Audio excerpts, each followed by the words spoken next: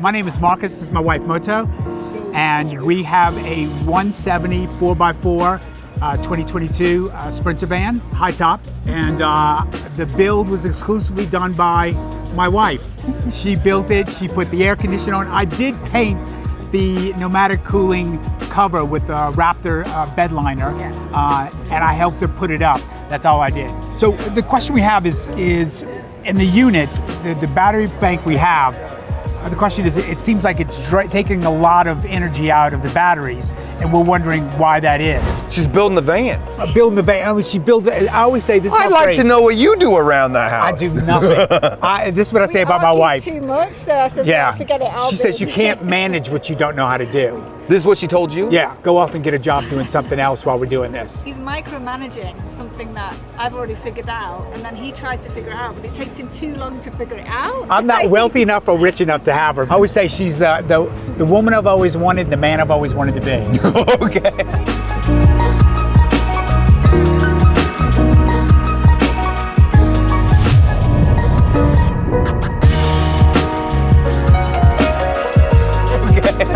You've got kind of a Japanese style, so if you go for more Japanese kind of brands, because like Uniqlo is in the UK. I have that kind of style?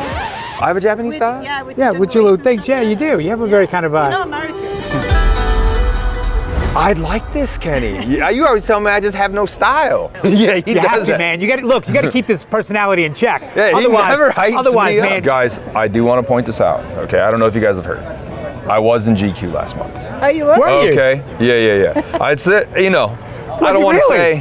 What's he in for? The coolest guy? Basically, like, they got everything wrong about me. My name of my company, like everything. It was at the last expo, and I'm just sitting in there with my dog who's up here. But like, in my mind, I'm in GQ. Yeah, look, like this it doesn't matter. As long as you have an image, I'd have it laminated. So I tell everybody, I'm like, yeah, you guys didn't see me. I had my Birkenstocks on. It was like 30 feet. I was like, okay, this is terrible. So whatever batteries you use have a battery monitor, right? Yes. And that gives you a percentage. Right. Okay? You never want to look at the percentage, because that'll give you a false reading on your actual amount of batteries that you have. You want to look at the voltage. So on a 12 volt battery, it goes up to 14.2 is full. Okay, 11's basically empty. But like, I have a 24 volt system, and it says right now I only have 29% remaining, but I'm at 25 volts. Okay, so what happens is, so like if you only go down this much, now that's the bottom.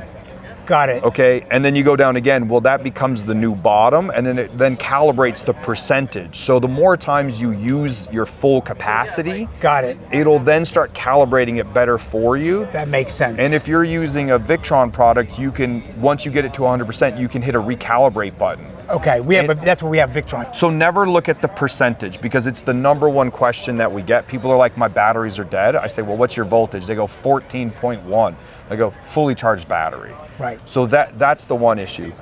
With the air conditioner, as you get to use it, unless there's a problem with the AC, right? If there's a problem with the AC, we could always fix that. Sure. But if there's no problem with the AC, high cool mode should only be for about 30 minutes. It should be the max. Okay. You should be using eco mode almost all the time. You want to start it before it gets hot. You actually use less power, because what happens is, even on an 80-degree day, 100 inside the rig, right?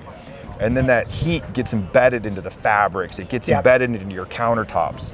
And then pulling that heat out of all those surfaces becomes the problem, right? So in here, we're in Phoenix, right? 115 degrees. You open up the drawer, when you've had the AC running, the heat literally comes out of the drawer. Yeah, that makes sense. So that's sort of the thing. If you go high cool mode for too long, it'll basically almost freeze the AC and really reduce the cooling that comes out of the AC, because it's too much power. The directions say sort of like 30 minutes is the most, but I don't really use the high cool. What I would do is use the engine to cool it down and then turn the AC on in the eco. That's what we did, because we came from Louisiana. It was like 108. Terrible. So, humidity. Yeah. And we've got a cat, so we just packed up the van, put the cat in, but it'd been standing in the heat till 3 o'clock in the afternoon. Yeah, and then we tried to cool it down. It's almost impossible. Yeah. So we try to do a decent job of underselling the air conditioner.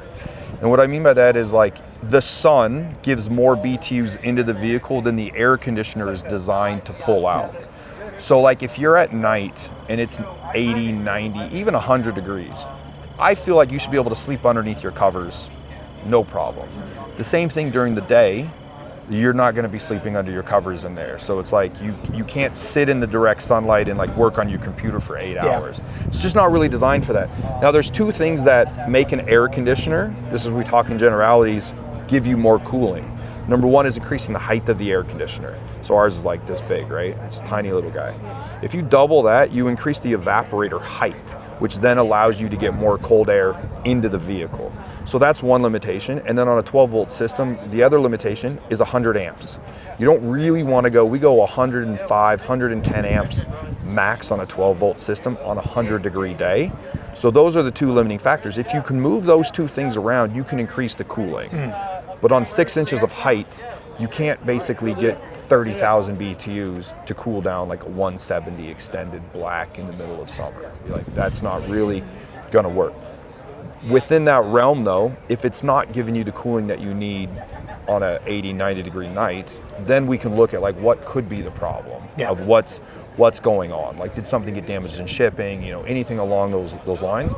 We can tell most of that by like how many amps or watts is it using? Like what's the temperature outside? Let's see what the amps or watts are using. And then if that seems off a little bit, then we can figure out if it's a control panel or if we need to get it like refilled. So we kind of can look at those two things from a distance wherever you are in the world and figure out what may be the problem. Perfect. At the end of the day, it's a very simple product. How often should you clean it or maintenance it? The winter. Okay. Yeah, I mean we have like little covers that you can get just to cover it up for the winter. Okay. But other than that, you know, there's like a little filter on the inside, and if you're someplace that's like got lots of stuff in the air, you may look at that if you're not getting the airflow. But other than that, it's pretty maintenance-free product. The other question you had was about the thermostat, where the best placement is for the thermostat, and it's on the attachment, the thermostat sensor. Yeah. So, that's what we wanted to know. And the best place is he's going to where cut it to him. where all the little dots are. I don't know which side it is.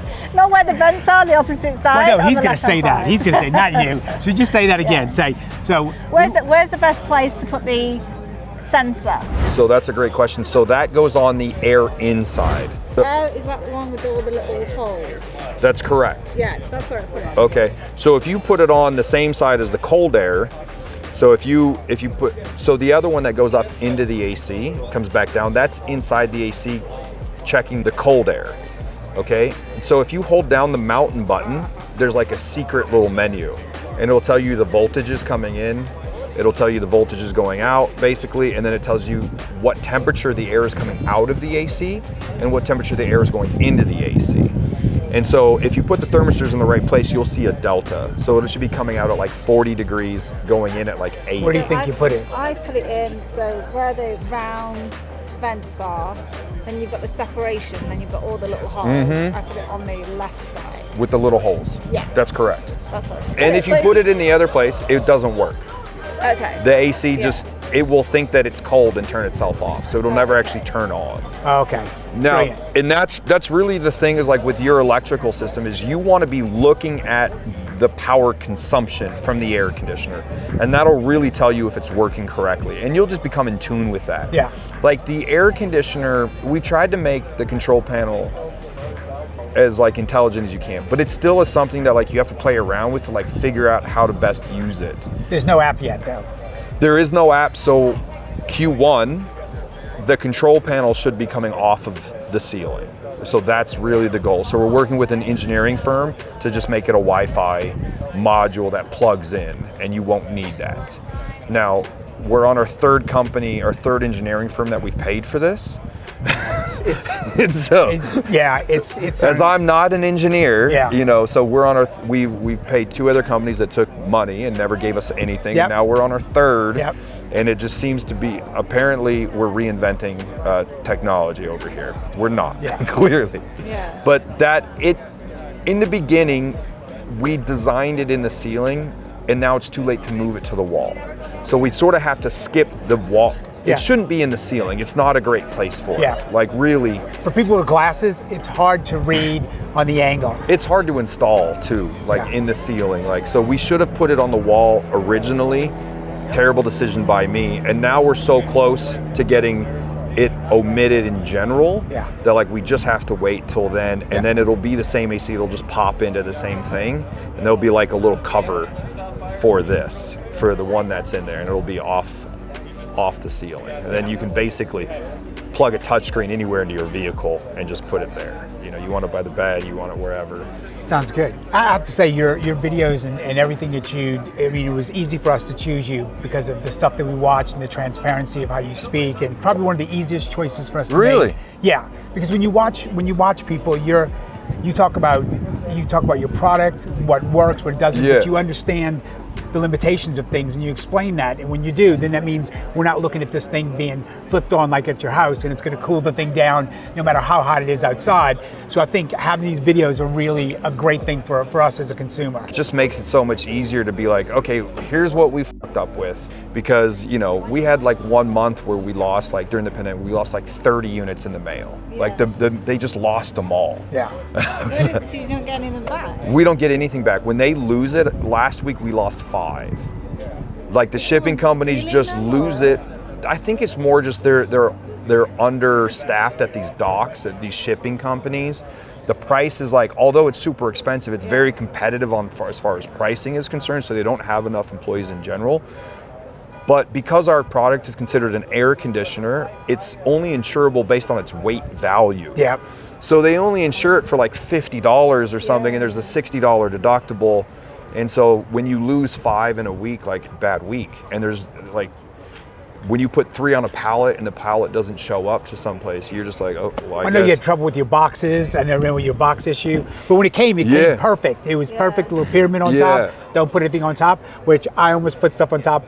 That pyramid was a saving grace, because anytime there's a surface, you want to put stuff on it. So that pyramid is brilliant. We'd get pictures from customers with like feet like on the pyramid box, like with feet prints on it from the shipping companies that had literally just stepped. There's a footprint right on it. We did. Oh no! So I think we tweeted, you retweeted on it. You liked what we did. So I sprayed it with Raptor liner. How did that work? Amazing! Fantastic! It's so beautiful. Yeah. It's so beautiful. I did a little video on it, but we wanted to get the black one. But I was already spraying the side of my van with Raptor liner, and I thought, okay, I'm just going to spray that. Do you want to tell Kenny what your Instagram is? Yeah. So it's our Instagram is Marcus and Moto. So that's MARCUS. Oh, look at that little guy. Oh, that is a big van. Oh yeah, without question. But it still allowed us to sleep. We slept all night. It was fantastic, because I absolutely hate the heat. But I think we had it on high cool for like longer than half an hour. Yeah. So if you're still using the high cool and you're not having an issue with like the cooling being reduced, because it can be that high cool, if it's hot enough outside, won't affect it. But if it's not hot enough outside, eventually with high cool, you would get no cooling. So, but you'll know right away. You'll be like, it cooled. It's just got a lot of what is it? Condensation. Yeah. So the condensation inside that 14x14 square is always because cold air is coming back to the hot air. So it probably needs a little bit more tape in there. And that's why you would get the condensate in there. It's a foam tape. It's great. It costs $9.95, and you can literally just make it perfect in there. And it's super soft, and you can put the cover back in there. It works great, and it's in our instruction manual as well. So I think it has the actual SKU in there. We haven't got a YouTube channel yet, but we are working on that. But we put we took a risk, and we put the air condition on by hand on a simple ladder, and we called it the $5,000 lift. Oh no, it was two ladders. Two ladders. Platform. Two ladders. Yeah. It was scary. You can see it on Instagram. I wouldn't recommend it to anybody, because at any moment, if it fell, of course it would have been my fault, and it'd have been $5,000, and we wouldn't have had air conditioning, because I wouldn't have bought another one. That's it.